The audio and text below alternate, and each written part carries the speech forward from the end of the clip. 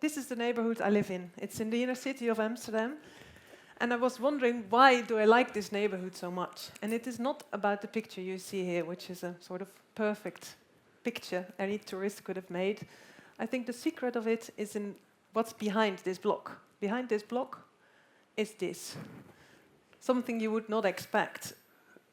A surprising place, but for me also very much a place of opportunity, a place where people can do other things, the unexpected. And that's why I like this area so much.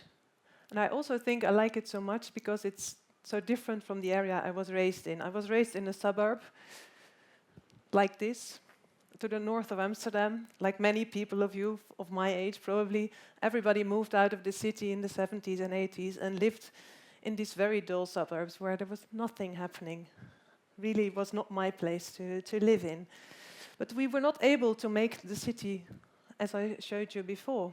I think we made this standard housing complexes for the last 50 years, like this in the 60s, this in the 70s and 80s.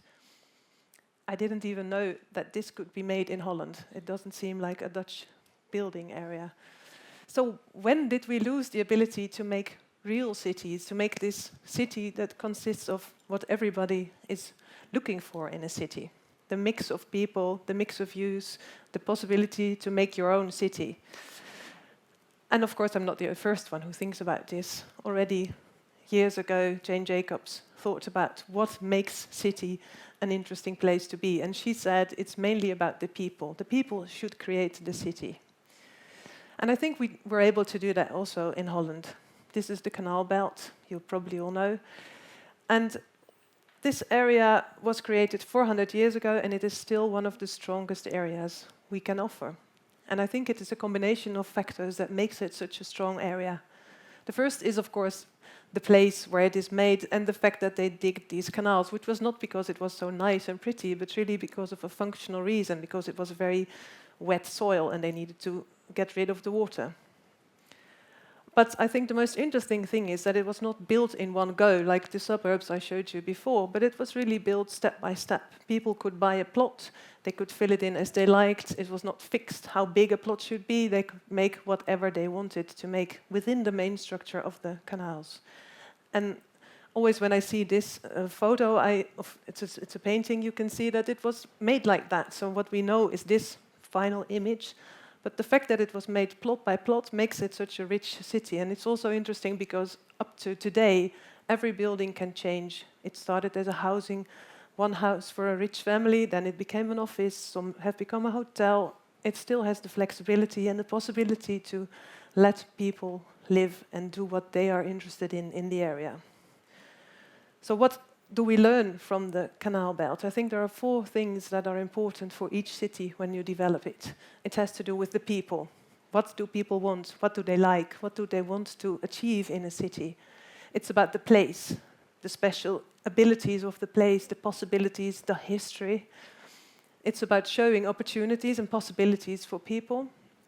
And that all together can create a public value that is much more than just summing up the little parts of it. And with these ideas, we started to work on the island of Oostenburg, we just spoke about, which is in the inner city of Amsterdam. And the fact that it's not such a known place has to do with that it was an industrial area for many ages. There were big ships built there, there were big machines made there. So it's a bit of a hidden place. And when you look at this photo, you can see the central station is a bit more to the east. So it is really very close to the inner city, but a bit of an unknown place.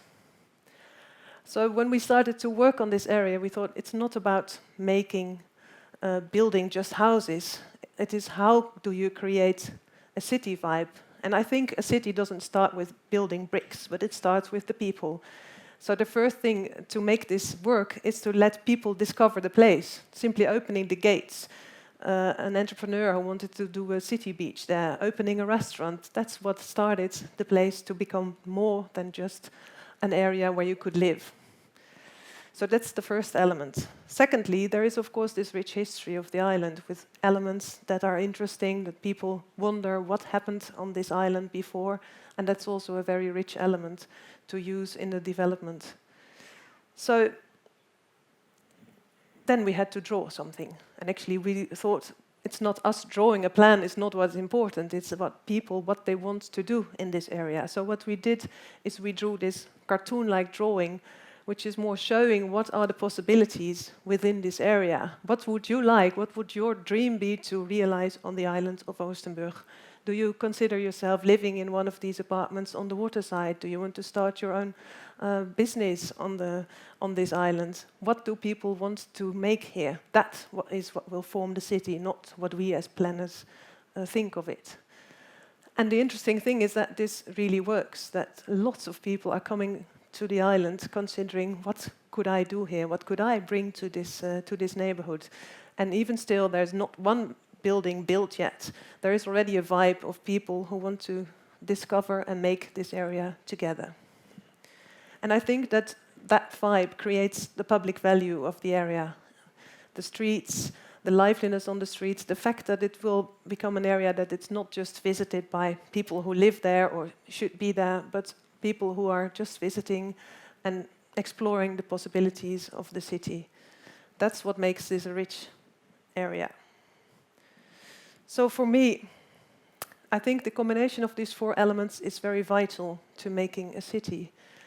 And I think that even that suburb that I grew up in the 70s should be able to be transformed in a way that fits this wondering, this, what would you like to do in your city? What can you make? What would you like to be in a city? So the most important thing for this development is, I think, that we are all participants in the spontaneous city. That the spontaneous city is created by the people and that we all get the opportunity to be part of city makers. Thank you.